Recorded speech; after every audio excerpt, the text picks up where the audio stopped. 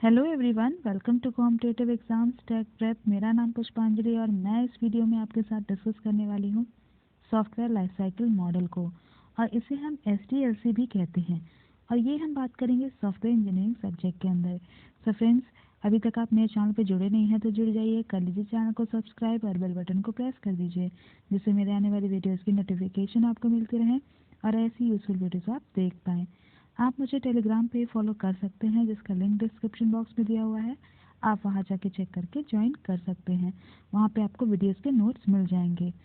Diploma third semester के सारे subjects की वीडियोस पाने के लिए आप मेरे चैनल पे विजिट कर सकते हैं। वहां पे आपको पूरी की पूरी प्लेलिस्ट हर एक सब्जेक्ट की मिल जाएगी। ज़रूर जाके वहां पे विजिट करें चैनल पे। ऑलराइट, तो चलिए स्टार्ट करते हैं हम अपने टॉपिक को, जो है software life cycle model. Software life cycle model की अगर हम बात करेंगे तो सॉफ्टवेयर लाइफ साइकिल मॉडल को हम और क्या कहते हैं? सॉफ्टवेयर लाइफ साइकिल मॉडल को हम प्रोसेस मॉडल भी कहते हैं। ठीक है, तो सॉफ्टवेयर लाइफ साइकिल मॉडल होता क्या है? बेसिकली ये एक पिक्टोरियल या फिर डायग्रामेटिक रिप्रेजेंटेशन है किसी भी सॉफ्टवेयर लाइफ साइकिल का। अगर हम सॉफ्टवेयर लाइफ साइकिल की बात करें तो सॉफ्टवेयर जैसे क्रिएट हुआ, ठीक है, क्रिएट होने में आपके कौन कौन से प्रोसेस जो है वो स्टेप्स को आपने फॉलो किया, ये उसकी पूरी लाइफ साइकिल को रिप्रेजेंट करता है। और इसी को अगर हम पिक्टोरियल वे में या फिर डायग्राम के फॉर्म में अगर हम रिप्रेजेंट करते हैं तो उसी मॉडल को हम बोलते हैं सॉफ्टवेयर लाइफ साइकिल मॉडल। ठीक है, तो जो आपका लाइफ साइकिल मॉडल है सॉफ्टवेयर का, इसके अंदर उन सारे मेथड्स को रिप्रेजेंट किया जाता है जो आपके सॉफ्टवेयर प्रोडक्ट को बनाने में ज़रूरी होते हैं। यानी सॉफ्टवेयर को अगर आपको बनाना है तो उनमें जितने सारे मेथड्स यूज़ किए जाएंगे उन सब को रिप्रेजेंट किया जाता है इस सॉफ्टवेयर लाइफ साइकिल मॉडल में। ठीक है, तो यहाँ पे आपका जो सॉफ्टवेयर लाइफ साइकिल मॉडल होता है, इसमें सारे मेथड्स के स्ट्रक्चर को रिप्रेजेंट किया जाता है। ठीक है, तो सॉफ्टवेयर लाइफ साइकिल क्या करता है? ये आपकी सॉफ्टवेयर प्रोडक्ट की सारी एक्टिविटी, जो भी सॉफ्टवेयर प्रोडक्ट जो परफॉर्म करेगा, उन सारी एक्टिविटी को लाइफ साइकिल मॉडल जो है वो रिप्रेजेंट करेगा। ठीक है, तो डिफरेंट लाइफ साइकिल मॉडल जो है वो हम देखते हैं, जो आपके डिफरेंट डिफरेंट एक्टिविटीज़ जो है वो करता है सॉफ्टवेयर डेवलपमेंट के लिए, और इसके लिए डिफरेंट डिफरेंट वे को अपनाता है। ठीक है, नेक्स्ट बात करें तो जो आपकी डेवलपमेंट टीम होती है, डेवलपमेंट टीम क्या करती है? वो डिटरमाइन करती है कि कौन सा लाइफ साइकिल मॉडल, वैसे तो बहुत सारे लाइफ साइकिल मॉडल जो हैं वो इम्प्लीमेंट किए गए हैं, तो उनमें से कौन सा सूटेबल होगा आपके पर्टिकुलर प्लान के लिए, आपके पर्टिकुलर सॉफ्टवेयर प्रोडक्ट के लिए जिसको आप डेवलप करना चाहते हैं। उसके लिए डेवलपिंग टीम जो है वो ये डिटरमाइन करती है कि कौन सा लाइफ साइकिल मॉडल जो है वो बेस्ट होगा आपके प्रोजेक्ट के लिए। ठीक है, देन जो आपकी सॉफ्टवेयर लाइफ साइकिल मॉडल है और क्या करती है? ये डिस्क्राइब करती है हर एक फेज़ को। ठीक है, यानी जहाँ से फेज स्टार्ट हुआ और जहाँ पे एग्जिट हुआ, उस उन हर एक फेजेस को ये डिस्क्राइब करेगी सॉफ्टवेयर लाइफ साइकिल मॉडल। ठीक है, और फेज जो है वो आपका शुरू हो सकता है जब आपकी स्टेज की जो एंट्री का क्राइटेरिया है उसको अगर वो फुलफिल करता है तो। ठीक है, सपोज रिक्वायरमेंट वाली एरिया है तो उसमें अगर आपने उस क्राइटेरिया को फुलफिल किया तभी आप उस स्टेज में एंटर हो सकते हैं। ठीक है, तो सॉफ्टवेयर लाइफ साइकिल मॉडल जो है, बिना सॉफ्टवेयर लाइफ साइकिल मॉडल के क्या होगा, क्यों हम लाइफ साइकिल मॉडल को यूज़ कर रहे हैं?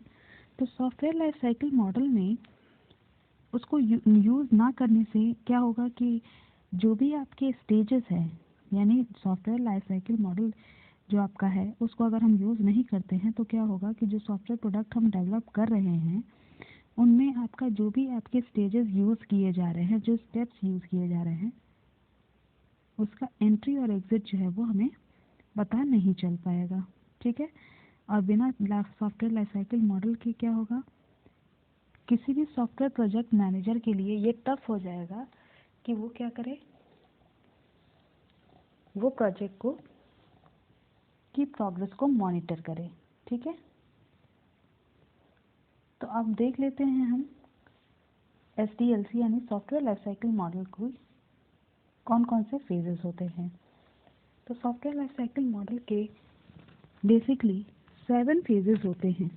इसमें आपका पहला आ जाता है प्लानिंग फेज, दूसरा आता है डिफाइनिंग फेज, तीसरा आता है डिज़ाइनिंग फेज और चौथा आता है आपका बिल्डिंग फेज, पांचवा है testing, then deployment and next आता है एक मेंटेनेंस फेज। ठीक है, तो सबसे पहले हम प्लानिंग फेज में क्या करते हैं। प्लानिंग फेज में हम सबसे पहले सॉफ्टवेयर जो भी बनाना चाहते हैं उसकी प्लानिंग हम यहाँ पे करते हैं। ठीक है, देन हम क्या करते हैं, अगर हमने प्लानिंग कर ली, प्लानिंग इन द सेंस कि हमें किस तरह का प्रोडक्ट बनाना है, इसके लिए हम क्या करेंगे, इंफॉर्मेशन को गैदर करेंगे कि कैसा प्रोडक्ट हमें चाहिए। ठीक है, ये हम प्लानिंग करने के बाद हम क्या करते हैं, उसको एक फाइल के अंदर लिखते हैं, उस फाइल के अंदर डॉक्यूमेंटेशन करते हैं कि हमें इन चीज़ों की रिक्वायरमेंट है इस पर्टिकुलर सॉफ्टवेयर प्रोडक्ट को डेवलप करने के लिए। और जब डिफ़ाइन कर लेते हैं कि हमें कौन क्या क्या रिक्वायरमेंट है, उसके बाद हम उस सॉफ्टवेयर को डिज़ाइन करना स्टार्ट कर देते हैं। सॉफ्टवेयर को डिज़ाइन करने के बाद, डिज़ाइनिंग फेज़ के बाद अब उसको इम्प्लीमेंट करने की बारी आती है। तो इम्प्लीमेंट करते हैं हम बिल्डिंग के केस में, यानी यहाँ पे हम एक्चुअल क्या करते हैं, सॉफ्टवेयर की कोडिंग करते हैं। सॉफ्टवेयर की कोडिंग करने के बाद हम उसको टेस्ट करते हैं कि सॉफ्टवेयर जो हमने कोडिंग की है, जो आपके सॉफ्टवेयर डिज़ाइन किया गया है, कोडिंग किया गया है, उसमें कहीं कोई एरर तो नहीं है, ये टेस्ट किया जाता है। डिफरेंट टेस्टिंग जो है वो अप्लाई की जाती है। एंड देन टेस्टिंग के बाद हम क्या करते हैं, उसको डिप्लॉयमेंट करते हैं। Deployment in the sense delivery करते हैं कस्टमर को। यानी जब हमने देख लिया कि हमारे सॉफ्टवेयर में कोई भी बग नहीं है, कोई भी एरर नहीं है, तो हम क्या करेंगे, उसको कस्टमर को डिलीवर कर देंगे। कस्टमर को डिलीवर करने के बाद आती है मेंटेनेंस की बारी। यानी जब हमने सॉफ्टवेयर को कस्टमर को दे दिया, अब कस्टमर जो है वो उसको जब यूज़ करेगा, उसके बाद कुछ टाइम इंटरवल बाद जो भी आपके उसमें बग आएंगे, एरर आएंगे, उसको मेंटेन करने के लिए हम मेंटेनेंस फेज में जो है वो उसको टाइम टू टाइम मेंटेन करते हैं। ठीक है, सो ये आपके कुछ फेजेस हैं, इनको हम आप डिटेल में पढ़ लेते हैं। तो सबसे पहले बात करते हैं प्लानिंग एंड रिक्वायरमेंट एनालिसिस की। प्लानिंग एंड रिक्वायरमेंट एनालिसिस में क्या होता है कि रिक्वायरमेंट एनालिसिस जो है वो बहुत ही इंपॉर्टेंट और नेसेसरी स्टेज है SDLC का, क्योंकि आपकी यहाँ पे जो भी सीनियर मेंबर्स होते हैं टीम के, जो आपके सॉफ्टवेयर प्रोडक्ट को डेवलप कर रहे हैं, उनके जो सीनियर मेंबर्स होते हैं टीम के, वो क्या करते हैं, स्टेक होल्डर्स के से क्या करते हैं, इनपुट को लेते हैं। ठीक है, जो भी आपकी कस्टमर्स हैं या फिर यूज़र्स हैं, उनसे इनपुट लेते हैं और डोमेन एक्सपर्ट्स जो हैं वो उनसे भी एडवाइस लेते हैं और उस बेस पे प्लानिंग करते हैं। ठीक है, और ये जो प्लानिंग होती है ये आपकी क्वालिटी एश्योरेंस के लिए होती है कि आपकी जो सॉफ्टवेयर प्रोडक्ट डेवलप होगा वो आपकी उसकी क्वालिटी जो है वो अच्छी होगी। इस एश्योरेंस के लिए ये रिक्वायरमेंट्स गैदर की जाती हैं। ठीक है, उसके बाद जो भी रिस्क आए प्रोजेक्ट के अंदर, यानी प्रोजेक्ट्स में जो भी रिस्क रिलेटेड है, प्रोजेक्ट से रिलेटेड, उसको आइडेंटिफाई करने के लिए भी ये प्लानिंग की जाती है कि कोई रिस्क तो नहीं आएगा जब हम सॉफ्टवेयर को डेवलप करेंगे। मान लीजिए कोई भी सॉफ्टवेयर डेवलप होगा तो इस सॉफ्टवेयर में को डेवलप करते समय कोई भी रिस्क तो नहीं है, ये भी एनालाइज किया जाता है प्लानिंग एंड रिक्वायरमेंट एनालिसिस के अंदर। ठीक है, तो बिजनेस एनालिस्ट और जो आपके प्रोजेक्ट ऑर्गेनाइज़र होते हैं, ये दोनों मिलके क्लाइंट से मीटिंग करते हैं और सारे डेटा को गैदर करते हैं। कैसे, कौन कौन से डेटा हो सकते हैं कि कस्टमर जो है वो क्या बनवाना चाहता है, यानी क्या बिल्ड करना चाहता है, कि कैसा प्रोडक्ट, कैसा सॉफ्टवेयर प्रोडक्ट उसको चाहिए। ठीक है, और यहाँ पे उसके प्रोडक्ट का क्या ऑब्जेक्टिव है, ये सारी इन्फॉर्मेशन को गैदर कर किया जाता है क्लाइंट के थ्रू मीटिंग करके। कौन करता है क्लाइंट से मीटिंग, बिजनेस एनालिस्ट और प्रोजेक्ट ऑर्गेनाइज़र। ठीक है, तब उसके बाद पता चल जाता है कि प्रोडक्ट का ऑब्जेक्टिव क्या है। ठीक है, तो प्रोडक्ट को क्रिएट करने से पहले ये समझना और जानना ज़रूरी होता है कि प्रोडक्ट के बारे में ये नेसेसरी इन्फॉर्मेशन क्या है।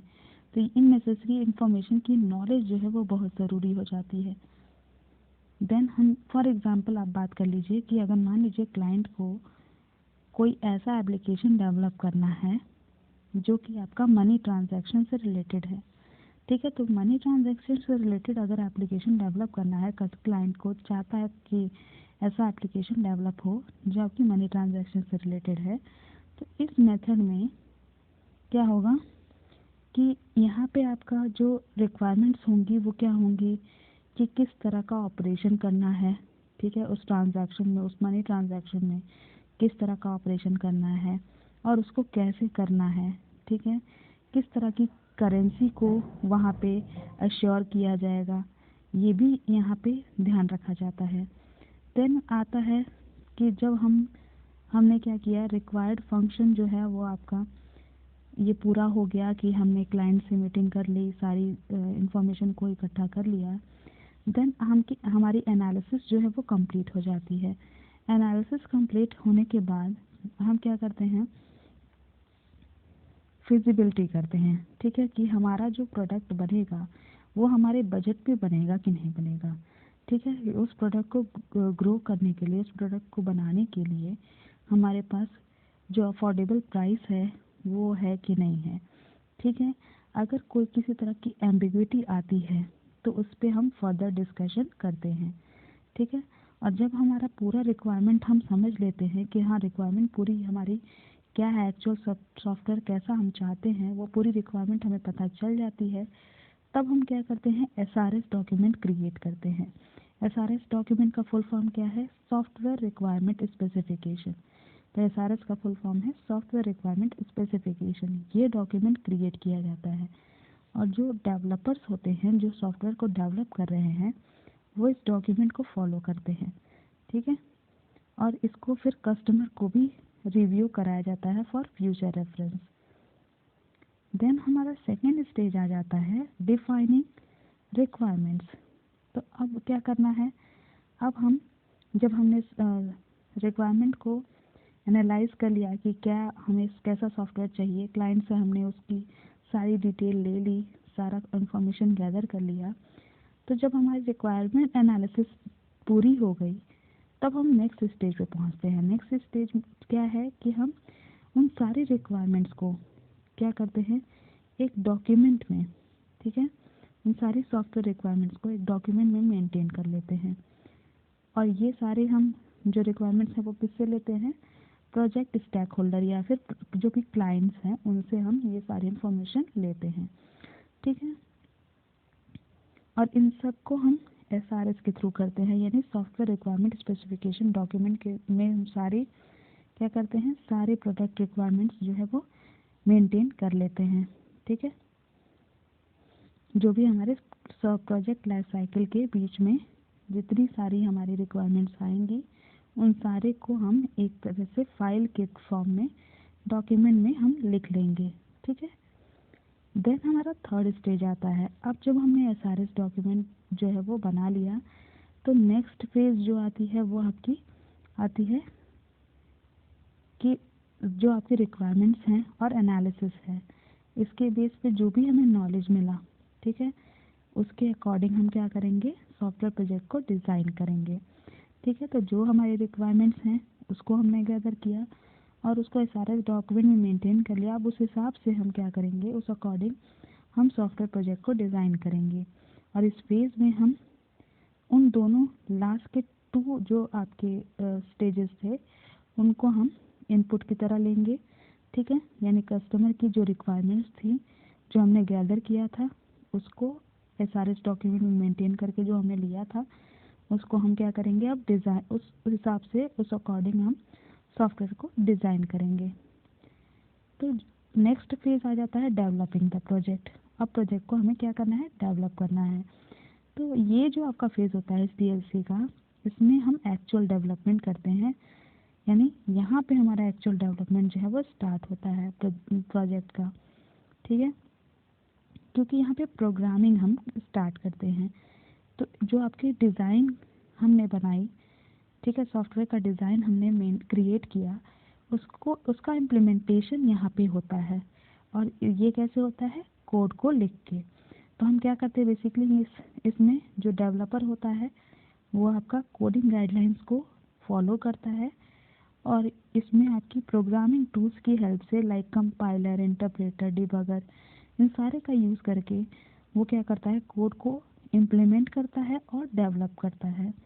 ठीक है, नेक्स्ट फेज़ आता है टेस्टिंग का। अब जब हमने डिज़ाइन के बाद कोडिंग कर ली तो जब कोड हमारा जनरेट हो गया उसके बाद हम क्या करेंगे, टेस्ट करेंगे। जो भी हमारी रिक्वायरमेंट्स थी उसके अकॉर्डिंग हमारा सॉफ्टवेयर प्रोडक्ट जो है वो बना है कि नहीं। ठीक है, ये चेक करते हैं हम कोडिंग टेस्टिंग से। ठीक है, तो टेस्टिंग में हम क्या करते हैं, इस स्टेज में हम पहले यूनिट टेस्टिंग करते हैं, then integration testing, then system testing, then acceptance testing. ये सारे टेस्टिंग जो है हम उस इम्प्लीमेंटेशन पे अप्लाई करते हैं। ये सारी टेस्टिंग करते हैं हम जो हमने सॉफ्टवेयर इम्प्लीमेंट किया है, जिसकी कोडिंग हमने कर रखी है, उस पर हम सारे टेस्ट जो है वो करेंगे। और इन टेस्ट को करने के बाद जब हमारा सॉफ्टवेयर जो है सर्टिफाइड हो गया, सर्टिफाइड इन द सेंस उसमें कोई बग नहीं है, उसमें किसी तरह की एरर नहीं है, ये हमने अगर जो है सर्टिफाइड हो गया कि सॉफ्टवेयर में किसी तरह का एरर नहीं है, तब हम उसको क्या करेंगे, डिप्लॉय कर देंगे। डिप्लॉय इन द सेंस कि हम क्या करेंगे, डिलीवर कर देंगे कस्टमर को। ठीक है, तो इस असेसमेंट पे यानी टेस्टिंग के बेस पे हम सॉफ्टवेयर को अब रिलीज़ कर देंगे। ठीक है, या फिर किसी तरह का इम्प्रूवमेंट करना होगा तो हम उस हिसाब से उसमें इम्प्रूवमेंट भी कर सकते हैं। तो जब हमारा सॉफ्टवेयर डिप्लॉय हो जाएगा यानी डिलीवर हो जाएगा तब इसकी मेंटेनेंस स्टार्ट होगी। ठीक है, तो नेक्स्ट फेज़ आ जाता है हमारा मेंटेनेंस का। जब हमारा क्लाइंट जो है वो क्लाइंट के पास हमारा प्रोडक्ट डिलीवर हो गया यानी सॉफ्टवेयर प्रोडक्ट डिलीवर हो गया, तब वहाँ से स्टार्ट होता है कि क्लाइंट क्या करता है, डेवलप्ड सिस्टम को यूज़ करना स्टार्ट करता है। और इसके बाद हमारी जो रियल इश्यूज होती हैं उस सॉफ्टवेयर प्रोडक्ट से रिलेटेड वो हमारे सामने आती हैं और उसके बाद इसको टाइम टू टाइम सॉल्व किया जाता है। ठीक है, और इसी प्रोसीजर को जिसमें हम जो आपका डेवलप प्रोडक्ट है उसकी देखभाल करते हैं, उसी को हम मेंटेनेंस जो है वो स्टेज की कैटेगरी में रखते हैं। तो मेंटेनेंस जो है वो हम इसकी करते रहते हैं टाइम टू टाइम। सो ये सारे आपके स्टेप्स हो गए जिसमें हम सॉफ्टवेयर को डेवलप कर रहे हैं। ठीक है, किस तरह से हमने हर एक स्टेज में पहले हमने रिक्वायरमेंट गैदर की, रिक्वायरमेंट गैदर करने के बाद एसआरएस मेंटेन किया, एसआरएस मेंटेन करने के बाद हम क्या कर रहे हैं, डिज़ाइन कर रहे हैं, डिज़ाइन के बाद कोड कर रहे हैं, टेस्ट कर रहे हैं, फिर जब हमारी फुली सर्टिफाइड हो गई सॉफ्टवेयर तब हम कस्टमर को डिलीवर कर रहे हैं। उसके बाद जो भी बग आ रहा है तो उसमें मेंटेन कर रहे हैं। ये सारे आपके एसडीएलसी के क्या हैं, स्टेजेस हैं। ऑलराइट, तो इस वीडियो में इतना ही। अगर वीडियो पसंद आई है तो ज़रूर लाइक करिएगा और अपने फ्रेंड्स के साथ इस वीडियो को ज़्यादा से ज़्यादा शेयर करिएगा ताकि उनको भी बेनिफिट मिल सके। आई होप आपको वीडियो अच्छी लगी होगी। Thank you for watching.